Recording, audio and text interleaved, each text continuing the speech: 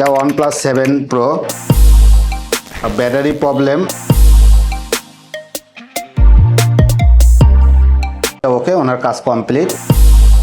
আচ্ছা, আজকে আপনাদের সামনে আমি যে সেটটা নিয়ে আসি সেটা OnePlus 7 Pro। OnePlus 7 Pro এটা প্রবলেম হলো আপনার ব্যাটারি প্রবলেম এবং আপনার এই সাইড বাটনগুলো প্রবলেম। এই কাস্টমারটা আসছে যশোর থেকে, উনি অনেকদিন আগে আমার সাথে কন্ট্যাক্ট করছে। তো ওটা হলো সাইড বাটন, যেটা হলো সীমিত মানে ছোট প্রবলেম। ব্যাটারিটা আমাদের অরিজিনাল একদম 100% আমাদের যে অথরাইজ ব্যাটারিগুলো সেটা আপনাদের প্রোভাইড করছি, আর আমরা দেখাচ্ছি কিভাবে ব্যাটারি চেঞ্জ করব এবং বাটনটা কিভাবে কাজ করব।